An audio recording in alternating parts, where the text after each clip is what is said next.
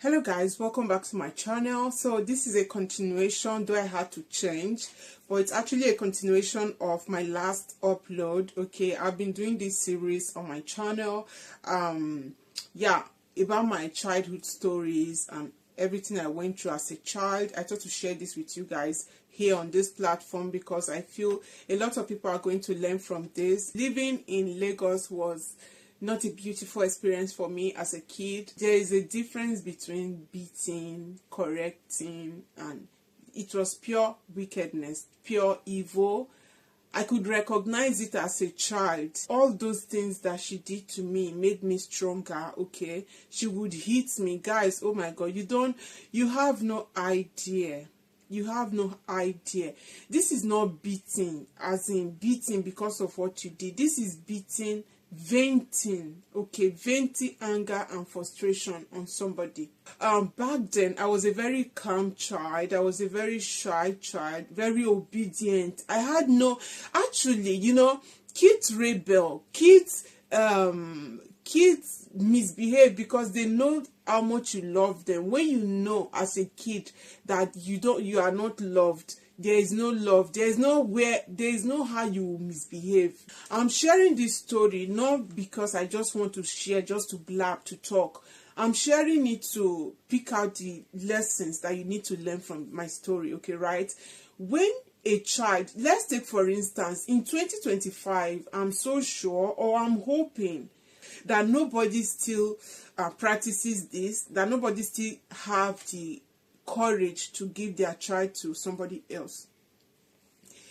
If eventually that happens, or if under any circumstances you leave your child, or your child wants to go and visit an aunt, an uncle, or anybody at all, and you go to visit your child, before you give that child out, you should know your child, right? Before you gave them out, or before they left the house. So when you go to visit your child, if you by any means notice any difference, something different, something really weird that tells you that this child is not throwing tantrums, this child is not a child like that, as in, you should know your children. Obviously you should know when a child is lying or when they are not lying. Even if they are lying, if a child should tell you that they are done, they don't feel okay, they don't feel happy, they are being maltreated, what is your reason to actually say no, I can't take you? As in, I still cannot figure out that part. So the first time my mom came to visit me in Lagos, I was very excited. I ran to her to hug. I was so happy, and I found a way to tell her that I was not happy, that she needs to take me out of there and all of that, because I didn't want to say it in front of my stepsister because I was going to be dead by the time my mom is gone. That rushing to go hug my mom that I haven't seen for a long time actually provoked my sister, because the next time my mom came, I can't rephrase her words because it was a long time ago, but what I understood by what she said to me was, I dare not go and greet her when she comes until she calls me to come and greet. As in, maybe she fears that if I reach my mom first before her, I might, narrate things to my mom. So she actually warned me. I said, okay. So when my mom came, I was really excited. I was inside. They talked. Then she called me to come and greet my mom. I came, I greeted her, and I went back inside. If at any point in your life you have power, okay, don't oppress people because you think you are in the position, you can decide what you want. Don't oppress people, okay? That is one thing I pray to God every day. God, no matter how big, no matter how rich, no matter how important I become in this life, help me not to use my power to oppress others, because I've witnessed it over and over. People using their power to oppress you. Like I said once again, you experience those things because God doesn't want you to do them, so He allows you to experience them so that you see how it's gonna feel if in case you ever think of doing it to somebody else, right? So so if you are in that position of power, you have power, you can do and undo. Be careful, because after you, not be you, after you there is God. Okay, whatever power or position you find yourself in, don't use it to oppress other people, because you think you are in charge, because you think you can do it and nobody can question you. There is God. Okay, that day came, my mom came and left as usual. My mom came severally, my brother, my sister. What my mom didn't realize was that if my mom never came to Lagos and she never knew what I was going through, it would have been better. She came, I told her, and she still left me there. That was my pain. Okay, that broke me. I told you how I was feeling, as in it was all hush hush. I could not talk where this woman was standing. She was almighty her. I was very scared of her. I was terrorized. I told my mom, I need to live here. I need to leave. My mom left me. One thing my mom failed to realize is that for each time she came to Lagos to visit me and left me there, what she made me realize, as in, this is not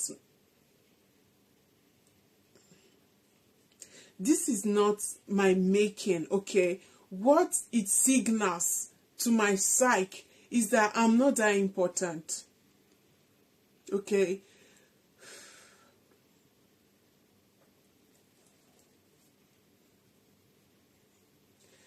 that is the signal that she sent to my psyche for each time she came to Lagos to visit me. And I told her everything I was going through, and she left me there.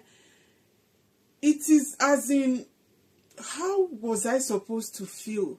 I'm not so mad at my stepsister as much as I'm mad with my mom, because when I became a mother, I realized that, okay, never, even if the sky is falling on earth, there is no way on earth I would give my child to somebody.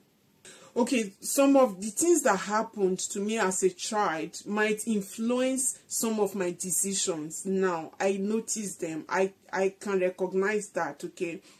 But that notwithstanding, how easy can it be for you to give out your child to somebody, no matter what they promise you, a little child at that? Number two, my mom came to Lagos on several occasions. I told her how this lady was treating me, that she need to take me out of here.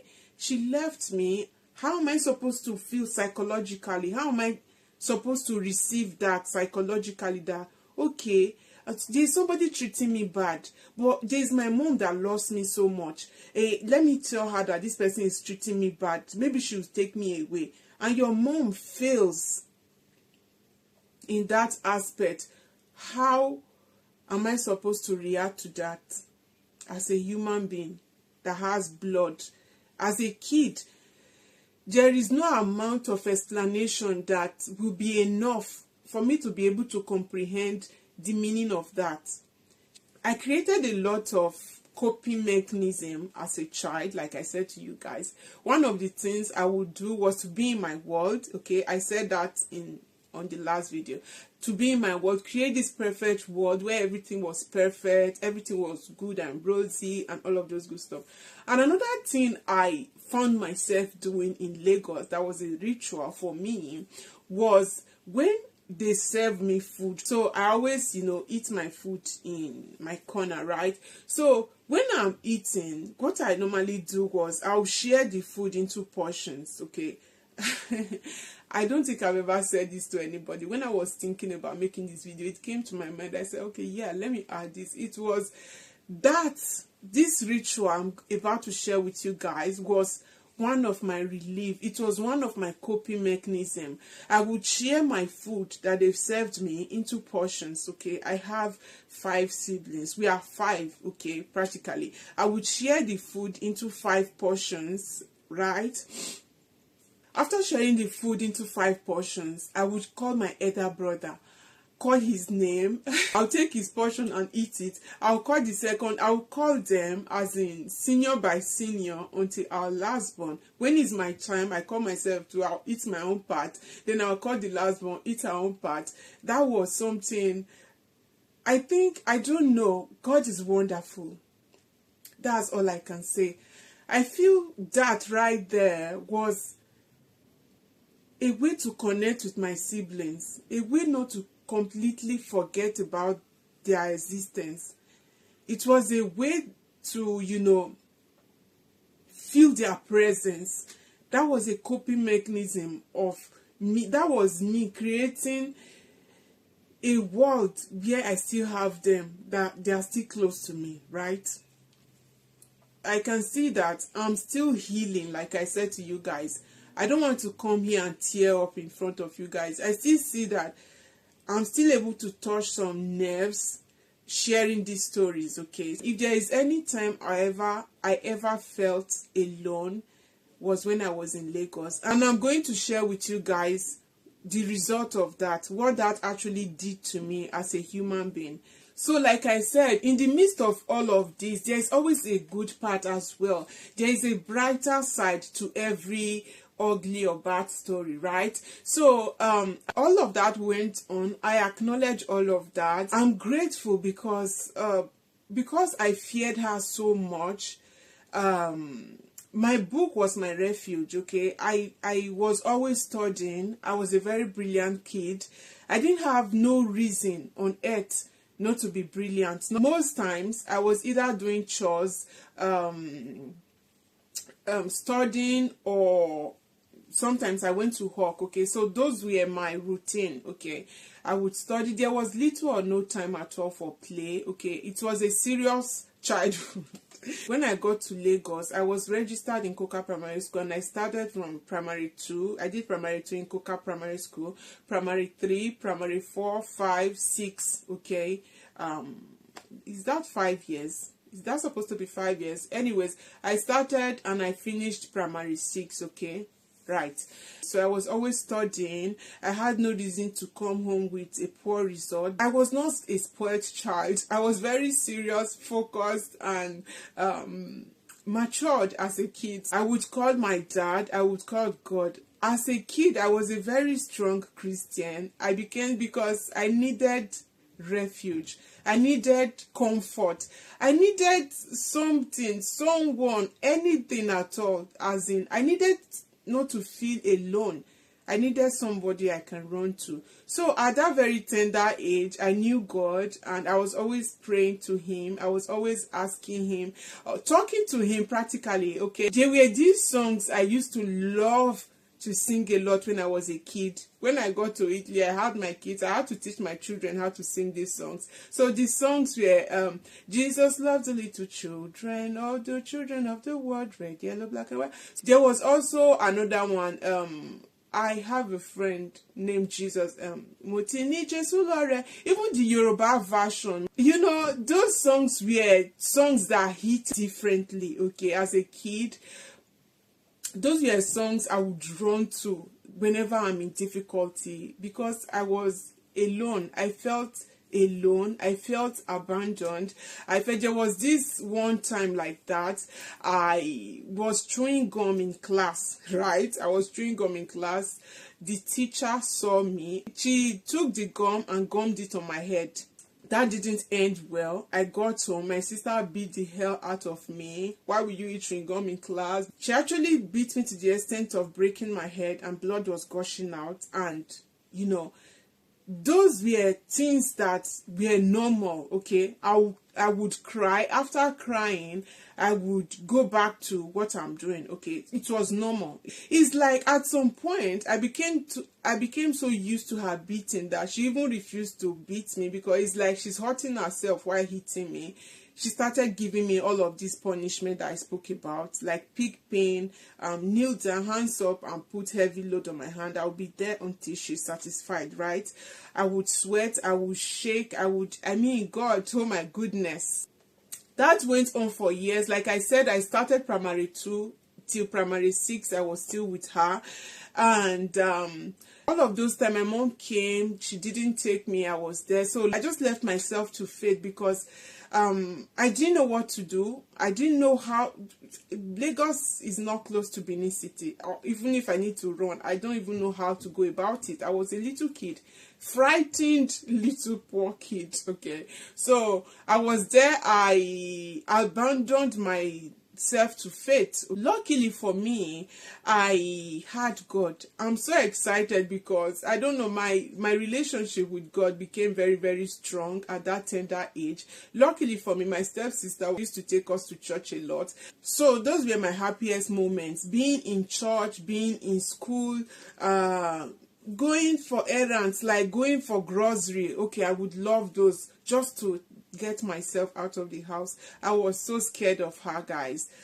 So that went on for years, like I said, and I was just there, okay, looking at God. And God did not actually abandon me. Now that I'm thinking about it thoroughly, I saw his hands everywhere. There was a time I almost got lost. Okay, I went to sell pure water in one deserted place like that where they go to play football. I went to sell water, and that place is famous for, you know, those people where they buy people anyhow, where people they vanish, now those kind of area. So I went there, I sold the pure water, and I lost my way. Oh my God, I panicked. I feared that day. Oh my God. So somehow I found myself inside the bus. I took a bus. I told somebody in the bus that I was lost. I told them my address. They said, the man now said, okay, don't worry. When we get to your bus stop, I'm going to tell the driver to stop, to drop you. I said, okay, thank you. So I just imagine he was a kind person. I could have, come across anybody. Children, oh my God, children are not, you can't buy them in the market. When you have kids, try to cherish them, love them unconditionally, because they didn't ask to be born. You don't expose your child to all manner of danger.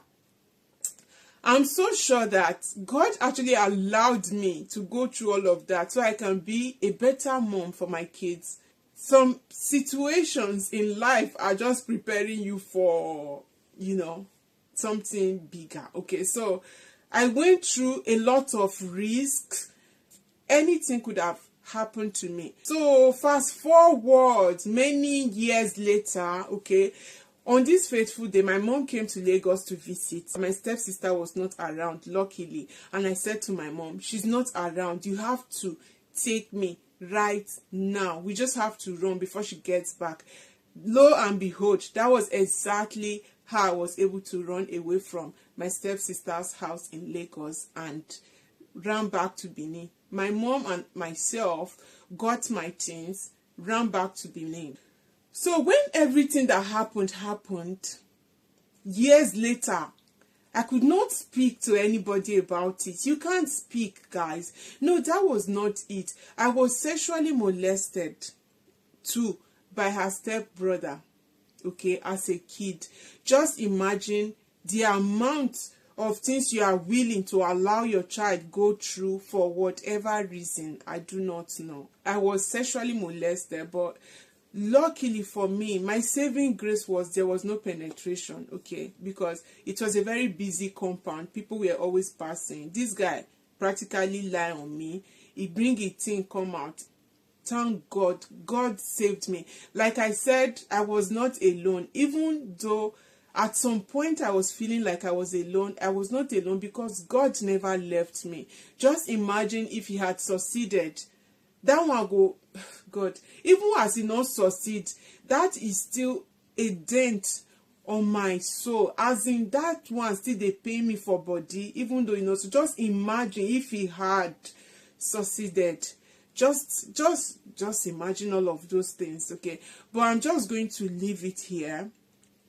I guess I've said enough for today. Like I said, okay, we went back to Benin, and I guess that was it. That was how I finally escaped. I'm going to call it escape because it was actually an escape. Okay, we escaped, and I went back to Benin, and that is not all, but I'm just going to call it a day here.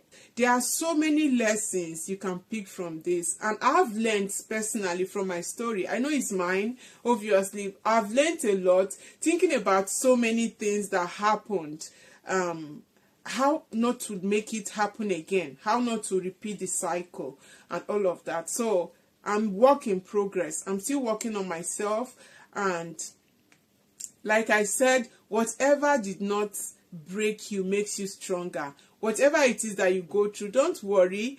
You went through it for a purpose. Nothing is for nothing, okay? No experience in life is for nothing. They are for a reason. You experienced that for a reason. You went through that for a reason. God actually allowed you to go through some things in life for a reason. It's not for nothing. When the time comes, you will see why. It will connect. Sometimes some things just start connecting. I'll say, okay, no wonder. Okay. When you get to the point when you need to connect, you are going to remember and say, oh, wow, no wonder. So don't give up, okay? Don't beat yourself up. You are not a bad person. You are a super amazing, wonderful person. Whatever it is you've been through does not define you. God allow you to experience what you can handle, okay?